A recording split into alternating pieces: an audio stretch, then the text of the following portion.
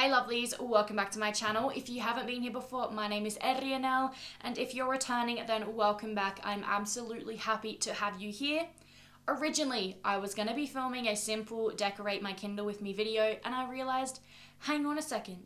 The main reason I'm doing this is to try and hack myself into actually reading on my Kindle.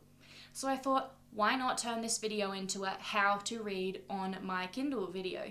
So I'm going to share with you guys 4 or 5 tips on how to actually use your Kindle and enjoy using your Kindle. That doesn't mean don't ever read physical books. It's just if it's something you're wanting to get into but you struggle, then yeah, I'm going to share with you some tips on how I'm tackling that at the moment, and it's actually been working for me. Then I'm going to show you guys how I'm decorating my Kindle, and then I'll finish the video up by sharing some of the reads that I have found on Kindle that I have mostly been enjoying. So let's get into it. The first tip that I have for you guys is to actually take care of your Kindle and keep it clean. So I've had my Kindle for about a year and I stopped reading it for 7 months. All it was doing was sitting on my bedside table, and somehow when I went to read it a few weeks ago and use it, it was greasy, it was sticky, all these fibers were on it, and it kind of turned me off. Now, I've been coming around from this, and my solution is to actually get a Kindle case to cover my Kindle with to help protect it and stop it from getting disgusting. Now, you will need to also keep this clean as well, but it definitely helps giving your Kindle some protection, and I do believe you can get some screen protectors for them as well. Personally, I won't be using that for my Kindle, but it's definitely your choice if you want to take that extra step. It's completely unmotivating when your Kindle looks disgusting. So yes, please take the time to actually look after your Kindle. The second tip I have for reading your Kindle is to make it look aesthetically pleasing. Now, this could be having a pop socket on the back, it could be having a colored case, but for me, that means having stickers for it. So I'm going to show you guys, after I give you these tips, on me decorating my Kindle with stickers for the first time ever. I have picked out a couple of stickers and ordered a couple of stickers, and I am so excited. This is really motivating me to use my Kindle because it just feels cozy, it feels like me, I'm bursting at the seams because I'm just so excited to do it, and I've also been waiting to do it for this video. So I've had the stickers for like a week and I'm just, oh my god. So I originally thought that you would just peel the stickers off, stick them on, then put the case on top, but I actually watched a video the other day where she put the stickers in without peeling them off, put the case on, and the case kept them in there. So I think that's what I'm going to do, because that means if my interests change or I'm feeling different, I want to change colors or anything, then I can just take the case off, slip different stickers in, and then change the way it looks. So that's what I'm going to do. And I'm really looking forward to sharing that with you, and I recommend doing that as a way to hack yourself into reading on your Kindle. The fourth tip I have for hacking yourself into reading your Kindle is to get a bag that it can fit inside of. So for example, I recently changed bags. I bought a new one and it's a lot smaller than what I'm used to. I could fit a normal paperback in there if I wanted, but it would damage the book terribly. And so I can just put my Kindle in there. It fits perfectly. I've been taking my Kindle everywhere. It's so motivating knowing that I have a book right then and there that I can read. Not just one book, multiple books, depending on my mood. So I'm really, really, really enjoying that aspect of my new bag. Because I used to take really big ones and I'd kind of just chuck it in there, and I was a bit worried it'd get damaged. So my other solution and suggestion for you is, if you do like bigger bags or tote bags, which many of us in the book community do, then to find a book sleeve and to keep it inside of that, or get a screen protector so that you're protecting it but you can still bring it with you. The fifth and final tip that I'm going to give you is to pay attention to the bottom row of the screen when you're on the Kindle reading a book. When you're on a page, it will tell you in the very bottom left-hand corner and the very bottom right-hand corner, it will tell you how much percentage of the book you have left. It will tell you how much time is left in the chapter, what page you're on, how much time's left in the book, or you can have it blank. So I recommend playing around with these settings, finding what works for you. Personally, for me, I like to have how much time is left in the chapter, which also gives you the percentage of the way through the book you are at. That is what is motivating for me. I like knowing how much time is left in a chapter. Though keep in mind, sometimes when there's long chapters, it can demotivate you. I personally hate having the page number because I get overwhelmed. For you, you might prefer having nothing on there. Might be a way to hack you into reading more and not getting overwhelmed. So yeah, that would be my final tip. Those are my top 5 tips on how to hack yourself into reading on your Kindle. Please let me know in the comments if you are going to try any of these, how they go for you, if you don't agree with them, and also if you have any suggestions for anyone else who may be watching or even for me, please do not hesitate to share them. I'd love to open my mind up a bit more and sort of work with you guys on how the heck we can read on our Kindles more. So now, let's decorate my Kindle. I'm so freaking excited. I've been waiting all week to do this with you guys.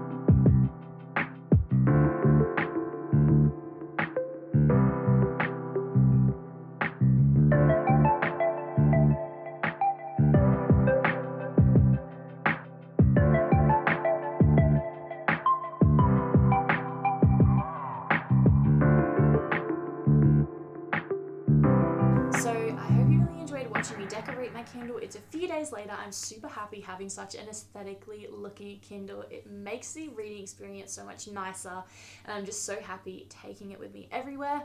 So I'm gonna just show you guys what I've been reading on my Kindle. I've mostly been using it for like romance books, so I've got a couple of dark romance books I've been reading on there, and then some lighter fantasy romance ones.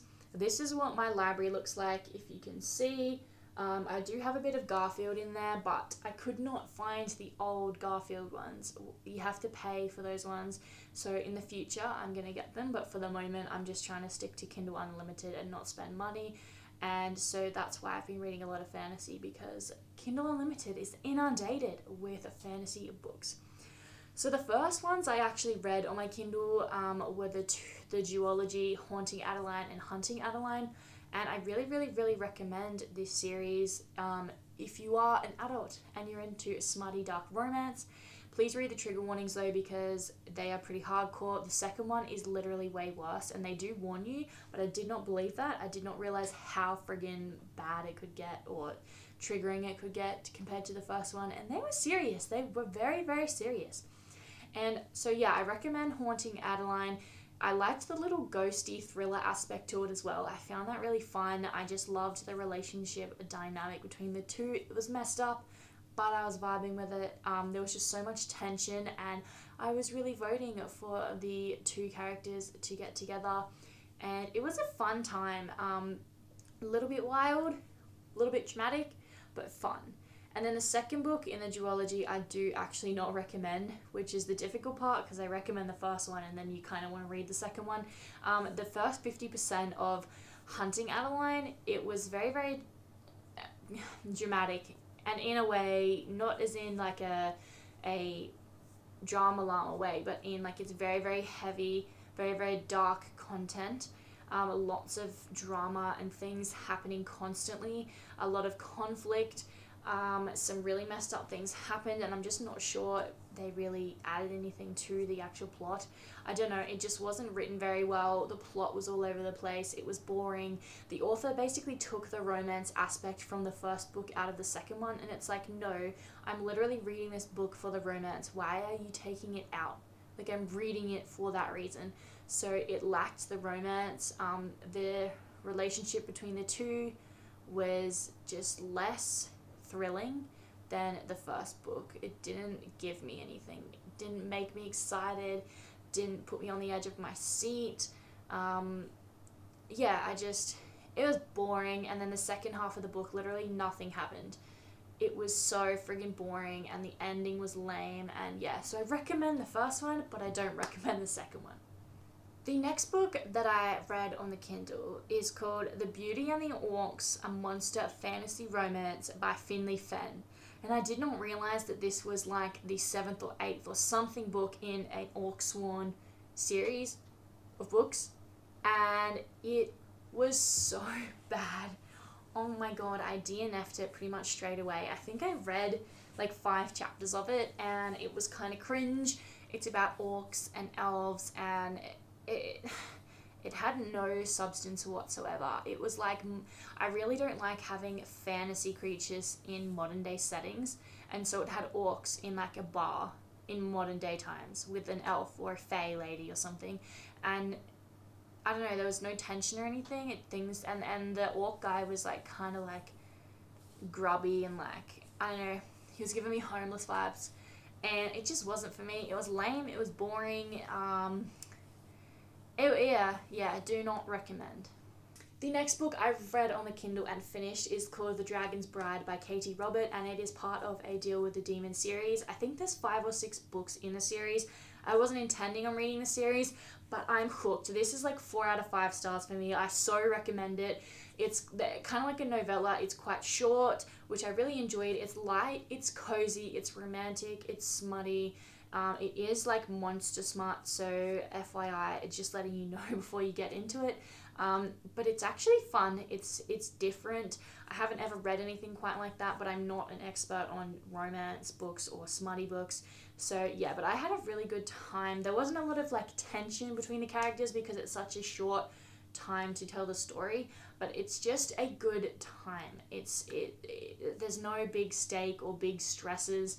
It's just you're hopping along day in and day out with these characters. You get to know them a little bit, and then you have a good time. And yeah, I've just downloaded the second one, which I think is called The Kraken Sacrifice, and I'm not liking the books are told from the monster's point of view, and they're also told from the female main character's point of view. And basically the idea of the books is that the female character has a deal with a demon where she has an issue or a problem in the modern day, and she bargains for that problem to be solved by giving up 7 years in the demon realm. So and then the main demon, his name is Azazel,